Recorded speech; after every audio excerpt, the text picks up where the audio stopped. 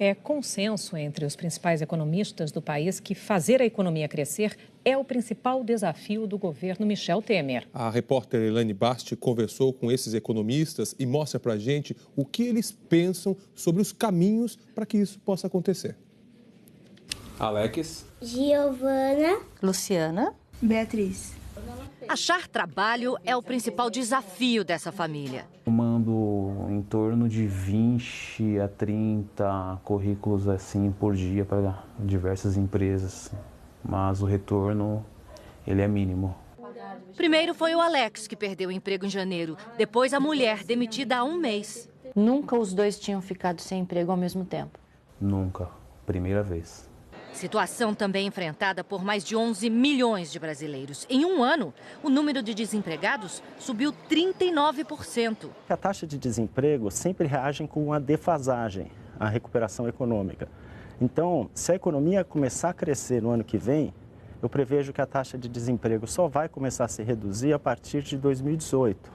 E quando foi que a economia acendeu o sinal amarelo? houve um determinado momento em que o governo tentou, meio que na marra, derrubar a inflação e derrubar os juros, sem, no entanto, construir as condições para que isso acontecesse. No caso do setor elétrico, um custo artificialmente baixo significa que os investimentos em geração de energia não acontecem.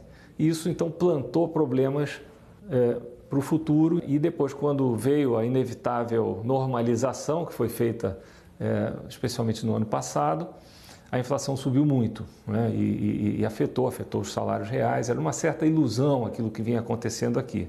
O país passou de um crescimento de 7,5% em 2010 para uma queda de quase 4% ano passado. A produção parou, as vendas caíram e a arrecadação de impostos do governo também. Mas as despesas do país, não. O Brasil tem agora uma grave crise fiscal e não vai poder resolver de novo, porque não dá mais para continuar aumentando a carga tributária, não vai poder resolver de novo jogando a conta para o bolso do trabalhador. E quando o bolso aperta, não tem mágica, tem que cortar a despesa. Aqui, a Luciana e o Alex têm dois grandes aliados, a caneta e um caderno, para fazer o planejamento. Alex, não é fácil cortar gasto, né? Muito difícil. Houve aqui na nossa família muito entendimento, muito diálogo. E vai ser preciso muito diálogo para o novo governo cortar gastos, um dos principais desafios do país. Nós precisamos no Brasil cortar gastos e também focar gastos naquilo que é o papel essencial do Estado, né? Saúde, educação, segurança. A redução da despesa do governo abre espaço para a queda de juros também, outro entrave para o crescimento da economia. E desse assunto, o brasileiro entende bem. Luciana, vocês pagam juros muito altos nessas contas de cartão que vocês têm aqui? Sim, muito alto. Eu tenho um exemplo da minha fatura do mês passado, que era R$600. Como eu paguei somente o mínimo, esse mês ela veio R$800. Então, eu entendo que R$200 aqui é só juros e multa. Muito alto, fora do comum. Ela tem razão, é muito isso. E você acha que só a família da Luciana está pagando juros altos? Não mesmo. Até quem não tem dívida no nosso país paga juros, ainda que de maneira indireta. A dívida pública do Brasil está em quase 3 trilhões de reais e ela não é barata. A dívida encareceu depois que a economia entrou em crise. Os juros básicos subiram de 7,25% em abril de 2013 para 14,25% agora. Isso puxou todas as outras taxas da economia, os juros das empresas e também do consumidor. A redução dos juros passa necessariamente por uma situação fiscal melhor, né?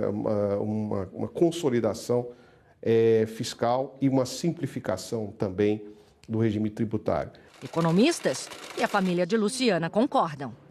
Se o país começar a melhorar, né, o governo começar também a entrar no eixo, acho que é o primeiro passo para a gente ir erguendo todo mundo, né? E futuramente ter o padrão que a gente tinha. Né?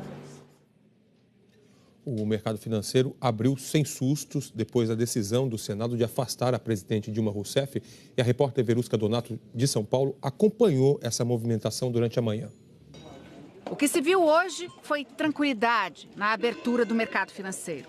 O dólar, que acumula queda de 3% nessa semana, operou em alta durante toda a manhã e atingiu R$ 3,49.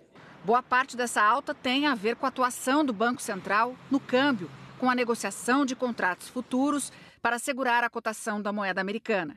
Essa alta do dólar está dentro das expectativas, segundo os analistas, que não esperavam uma queda brusca da moeda americana, assim, logo na abertura das negociações. Essa queda virá, segundo o mercado, mas será com o tempo. Vai haver um grande influxo de dólares para o Brasil, já que o Brasil tem uma taxa de juros muito mais elevada que o resto do mundo, lá fora tem muito dinheiro. E agora, com a situação política um pouco mais clara, pelo menos para o mercado e para os agentes econômicos, a tendência é esse fluxo acontecer aqui para o Brasil. No mercado de ações, a Bolsa de Valores de São Paulo abriu em alta, chegou a 1,19%, mas no início da tarde operava no negativo. A Bolsa, ela tem os movimentos próprios dela, sobe um pouquinho, cai um pouquinho, sobe um pouquinho, mas a trajetória também é de corrigir, subir pelo menos até os 60 mil pontos.